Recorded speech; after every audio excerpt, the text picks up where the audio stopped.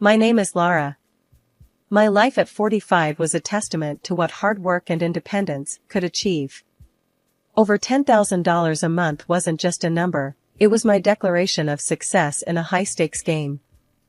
Back when I was knee-deep in the MLM hustle, making a name and some solid cash for myself, Tom came into the picture. He was all charm and smarts, totally taken with the way I managed my business with a kind of independence that seemed to draw him in like a moth to a flame. He started showing up more, offering to help out with business stuff, or just to grab a coffee. I wasn't looking for anything serious, mind you. I liked my freedom, liked making my own rules, and breaking them if I felt like it. But Tom, he had a way about him, a persistence that wasn't pushy but kind of endearing. "You're not like most folks I meet in this gig," I told him once, over coffee.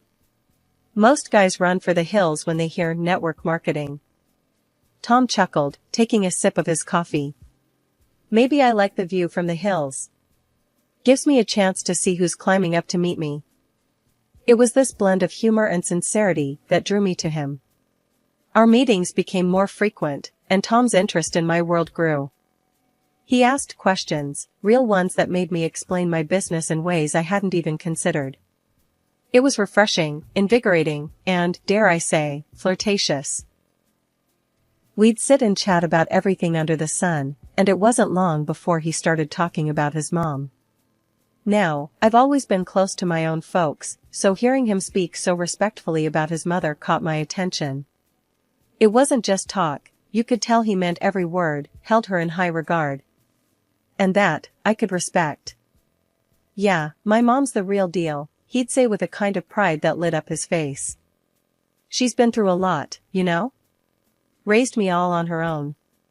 She's my rock." Hearing that stirred something in me. I've seen my own parents stick out the tough times, their love and respect for each other a constant through it all. I guess that's what got me seeing Tom in a new light. So, when he asked me to marry him, it wasn't the grand gesture or the promise of a life of ease that got me to say yes. It was the simple, honest love he had for his family. I thought, anyone who holds his family in such high regard, who talks about his mom with that much admiration, he's got to be a good man at heart. We got hitched, and those first few months were something out of a dream. Laughs, late-night talks about where we wanted our little empire to go, weekend getaways, just because we could. I was happy, genuinely happy, thinking I'd found someone who got me, who respected my hustle and had my back. After the initial bliss of our unconventional meeting and the whirlwind romance that followed, settling into married life with Tom brought its own set of challenges. One thing that started to stick out was Tom's relationship with his mother, Carol. It wasn't just close, it was suffocatingly tight. They were on the phone multiple times a day, and our weekends were monopolized by visits to her place. It started to gnaw at me, the extent of his attachment and the expectations it placed on us, especially me. One Saturday morning, as we were gearing up for yet another weekend at Carol's, I couldn't hold my tongue any longer. "Tom, do we have to spend every weekend doing chores at your mom's? I mean, doesn't she have anyone else to help out?" Tom looked at me like I'd just suggested we moon the neighbors. "Lara, she's old, and it's just us. Who else is gonna do it?" I sighed, frustration bubbling. "But, it's every weekend. Don't you think it's a bit much? I've got stuff I'd like to do too, you know?" His brow furrowed, and he crossed his arms, a clear sign he was digging in. "Look, Lara, she's my mom. She's always been there for me, and now it's my turn. I thought you'd understand that." The conversation was going nowhere, a stalemate between his unwavering loyalty to his mother and my growing resentment towards the situation. It was a red flag, flapping furiously in the wind of our relationship, but I chose to ignore it, convincing myself it was just a phase. As weeks turned into months, the red flags multiplied. Tom's sarcasm about my work began to surface more frequently. It was subtle at first, almost playful, but there was an undercurrent of disdain that I couldn't overlook. One evening, after a long day of video calls and client follow-ups, I settled next to Tom on the couch, laptop still warm from use. Phew, nailed another big client today. This could be a game changer for us, I said, trying to share my excitement. Tom, eyes glued to the TV, grunted in response. Oh, yeah, that's great. But don't you think it's time you considered a real job? You know, one that doesn't have you glued to that screen all day? I bristled, my enthusiasm cooling into annoyance. A real job? Tom, this is a real job. I'm making more than we'd ever dreamed of. What's not real about that? He shrugged, not meeting my eyes. I dunno, Lara. It's just, all this network marketing stuff seems a bit dodgy, doesn't it? The word stung, a slap to everything I'd worked so hard to achieve. Dodgy? You know what, Tom? Maybe you should spend a day in my shoes, before you start judging. The conversation ended there, but the tension lingered, a thick fog between us that didn't dissipate. Tom's inability to value my career, coupled with his abnormal attachment to his mother, left me feeling isolated in my own marriage. The red flags were no longer just flapping in the wind, they were blaring sirens, warning me of the storm ahead. Yet, I pressed on, hoping for a change, clinging to the memories of our early days. But as time passed, it became increasingly clear that Tom's loyalty was split in a way that left little room for us, for me. The endless weekends at Carol's, my mother-in-law's place, had turned from a mild inconvenience into a full-blown chore. Every visit was the same routine: sit at the dining table, nod along to Carol's lectures on housekeeping and the importance of saving every penny, and watch Tom hang on to every word she said as gospel. It was like stepping back in time, and I was wearing thin. One such afternoon, as Carol went on about the virtues of homemade meals over eating out, Tom chimed in, his voice laced with that now familiar sarcasm. Yeah, Lara, maybe you should take a page out of Mom's book. All that time on your computer, and what do you have to show for it? A strange business that no one understands. I felt my cheeks burn, a mix of anger and embarrassment. Tom, we've been over this. My strange business is paying our bills, and then some. I'm working, not playing around on the internet. He scoffed, shooting a look at Carol, who wore a smug expression. A real job doesn't have you stuck at home all day. It's about getting out there, dealing with real people, not just numbers on a screen. The jab stung, more so because it was made in front of Carol, who nodded in agreement as if she had any say in our finances. I bit back the retort on the tip of my tongue, realizing it was futile. Tom was echoing his mother's outdated views, and there was no winning against a united front. Feeling isolated and misunderstood, I decided to seek refuge with my parents. They were old school in their own way, but they understood the value of hard work, regardless of the form it took. Their reaction to Tom's criticisms was a mix of anger and disappointment. Lara, it's clear he's jealous, my dad said, his brow furrowed in concern. Envious because you're succeeding without having to trudge to some office every day. Don't let his insecurities drag you down. My mom nodded, her hand squeezing mine. You're doing amazing, sweetheart. Tom needs to see that. He's supposed to support you, not tear you down. Their words were a balm to my frayed nerves, and with a renewed sense of resolve, I returned home, hoping to clear the air with Tom. But what awaited me was far from the reconciliation I'd hoped for. Tom was livid, pacing the living room like a caged animal. So, you ran to your parents to complain about me? About us? He accused, not even bothering to greet me. I was taken aback by the intensity of his anger. Tom, I needed some perspective. They're my parents. Who else am I supposed to talk to? His laugh was harsh, void of any humor. Perspective? Or you wanted them to take your side, tell you how wrong I am? They're poisoning you against me, Lara. That's not true, and you know it, I countered, my own anger rising. They're worried about us, about how we're not communicating. It's not about taking sides. But Tom wouldn't hear it. No, it's always about sides with you.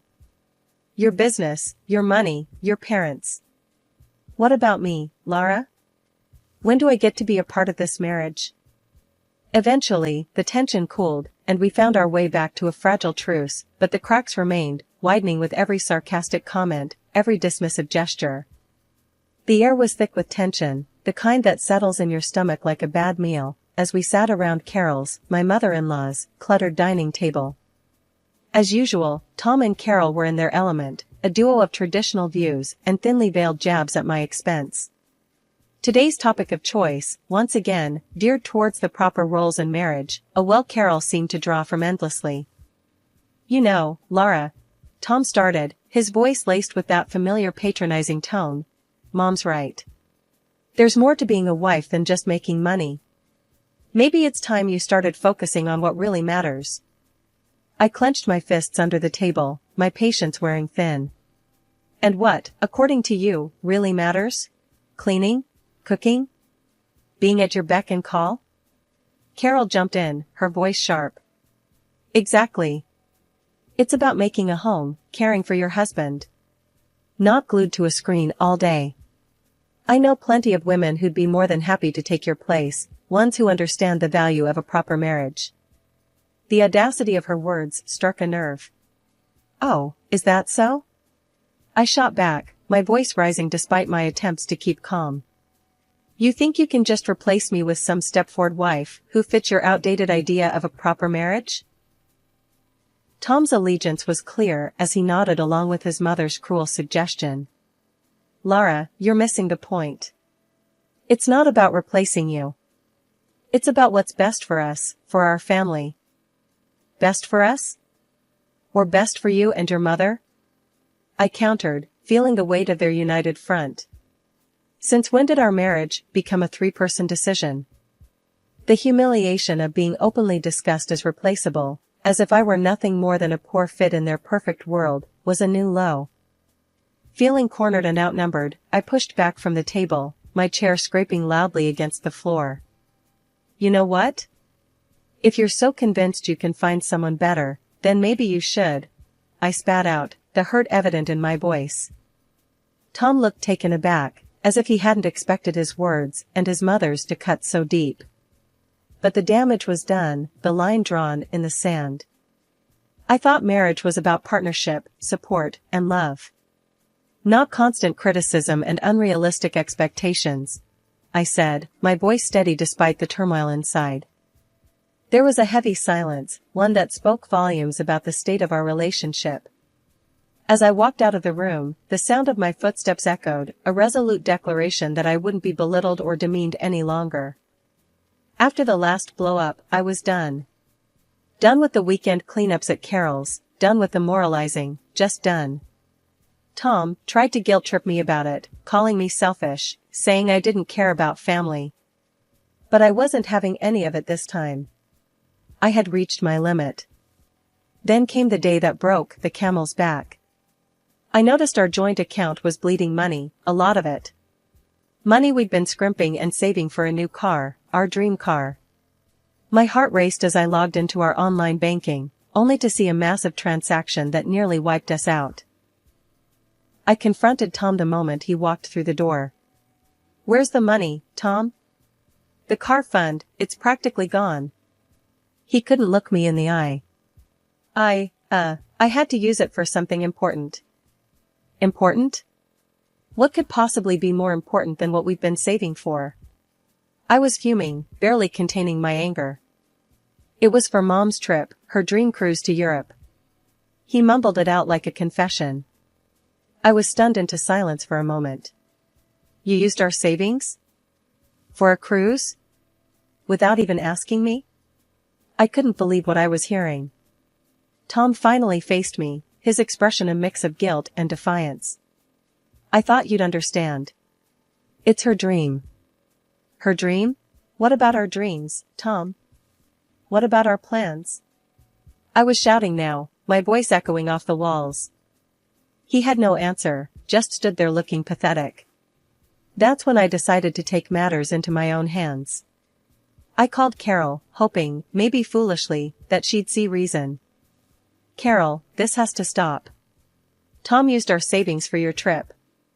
This is a mistake. You need to cancel it, I said, trying to keep my voice steady. Her laughter over the phone was like acid. Cancel?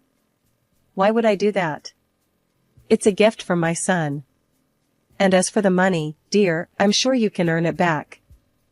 The contempt in her voice was palpable. You're not even going to consider it? After everything, this is how little you think of me? I was grasping at straws, but I had to try. Listen, darling, I'm not refusing a trip of a lifetime. And if you're not happy, well, Tom's already prepared for that too. Check the desk drawer, she said, her voice cold. I hung up and went straight to the desk, my hands trembling. There, among bills and old receipts, were the divorce papers, signed and ready to go, as if Tom had been planning this all along. My heart wasn't just broken, it was pulverized. I signed them, my hand steady, but my soul in turmoil. Packing my bags felt like I was erasing a part of my life, a part one once cherished. As I zipped up the last of my luggage, Tom finally spoke up.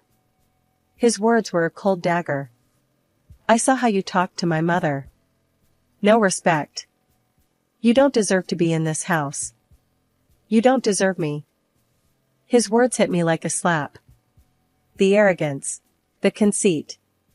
To think he saw himself as some prize, worth fighting over, after everything that happened. It was laughable, if it wasn't so tragic. Yeah? Well, maybe I don't want to deserve a man who thinks so little of me. Who values his mother's happiness over his wife's. My voice was calm, but inside, I was a whirlwind of emotion.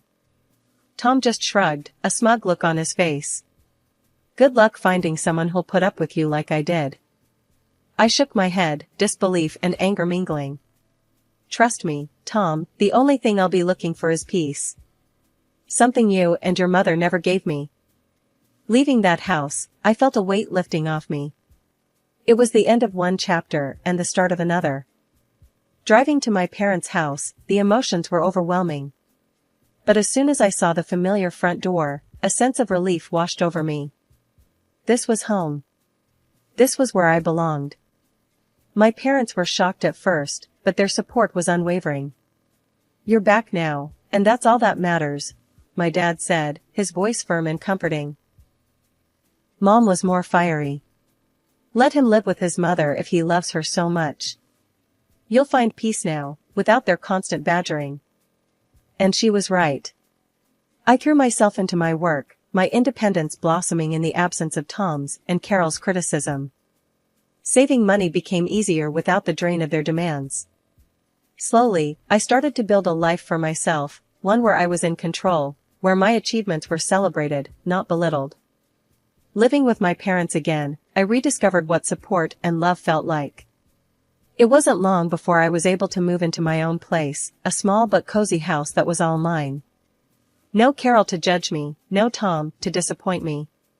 Just me, my work, and the peace I had longed for. Reflecting on everything that happened, I realized Tom was no prize. The real prize was finding myself again, rebuilding my life on my terms. I found strength I never knew I had, and a sense of peace that was priceless. Months had passed since I left Tom and his overbearing mother behind, settling into a rhythm of work, savings, and peace that had long eluded me. My new life was a quiet one, filled with small joys and achievements that were entirely my own. Then, out of the blue, my phone rang with a number I hadn't seen in a while. It was Carol. Hello? My voice was cautious, the old feelings of tension instantly creeping back. Lara, it's Carol. We need your help. Her voice was shaky, a far cry from the confident, often haughty tone I was used to. I was taken aback. My help? Why would you call me after everything? It's Tom, she said, and I could hear the strain in her voice. He's sick, Lara. Very sick. Lung cancer. The news hit me harder than I expected. Despite everything, I felt a pang of concern. I'm sorry to hear that, Carol. But why are you telling me this? Because he needs you, Lara. He needs your support, your forgiveness. We need the money for his treatment. You were always the one who managed to pull things together, she pleaded. I was stunned into silence for a moment. The audacity of her request left me speechless. You want my money? After you practically pushed me out of your lives? Carol's voice hardened. You can hold on to your grudges, Lara, but this is life and death. You were his wife. Doesn't that mean anything to you? The old Carol was back, it seemed. Being his wife didn't seem to mean much when you two were scheming behind my back, I retorted, my initial shock turning into indignation. Lara, please. I wouldn't be calling if there was any other way. Think of the good times, of what you had with Tom. She tried to soften her tone, playing on my emotions. Good times? Carol, you made sure there were as few of those as possible. You and Tom made your bed. Now, you get to lie in it, I said, the years of frustration and hurt fueling my words. There was a pause, and then Carol's voice came through, colder and sharper than before. Fine. If that's how you want to play it. But remember, you're turning your back on Tom in his time of need. Not me. The call ended, and I sat there, phone in hand, a tumult of emotion swirling within me. Anger, guilt, sadness, a cocktail of feelings for a man who had chosen his mother over our life together, and for a woman who saw me as nothing more than a bank. In that moment, I realized the true extent of my freedom. I was no longer bound by their expectations, their demands, or their crises. My life was my own, built on my efforts, my sacrifices. The call, unexpected as it was, served as a stark reminder of the life I had left behind, a life filled with manipulation and emotional blackmail. As I put the phone down, a sense of resolve settled over me. My departure from Tom and Carol's lives was not just a physical one, it was an emotional and financial break too. I had moved on, building something that was entirely mine, free from their shadows. I started diving into investments, reading up every book and article I could get my hands on, and slowly, I began to see the fruits of my labor. My world became numbers and trends, a far cry from the emotional turmoil I left behind. Word got around, as it always does, about Tom's worsening condition and how Carol was barely managing. They'd blown through whatever savings they had, living a life far removed from the comfort they once knew.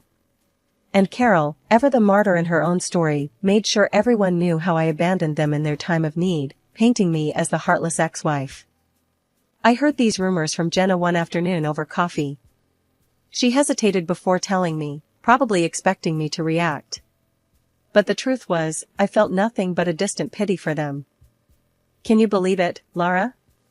Carol's out there telling anyone who'll listen about how you left them high and dry, Jenna said, her voice tinged with disbelief.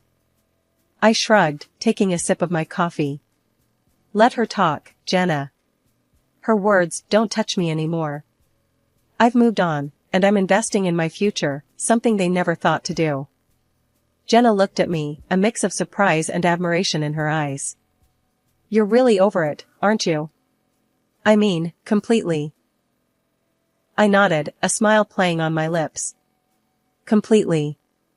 My life's taken a turn for the better since I stopped letting them define my worth. I'm making smart investments, learning more every day. Their opinions, their struggles, they're just echoes of a life I left behind. It was liberating, this feeling of complete detachment from the chaos that once consumed me. The rumors, the pitying glances, they meant nothing now. I was building something lasting, investing in myself and my future. The contrast between my growing stability and their dwindling fortunes was stark, but it was the result of choices we each made. As I continued to expand my knowledge and portfolio, the satisfaction of seeing my investments grow was unmatched. I was proving to myself, more than anyone else, that I could thrive on my own terms. The independence and financial security I was building were my true vindication, far removed from the petty squabbles and desperate gossip of Carol's making. One evening, as I reviewed my investment portfolio, the growth and progress reflected in those numbers filled me with a sense of pride. This was real, tangible proof of my resilience and foresight. The rumors, Carol's bitterness, Tom's struggles, they were just background noise to the symphony of my new life. In this quiet moment of reflection, I realized the true extent of my transformation. I had not only survived the storm, but emerged stronger, wiser, and more determined. My past with Tom and Carol was a chapter closed, a lesson learned, and my future was a canvas I was eager to fill with the colors of success and peace.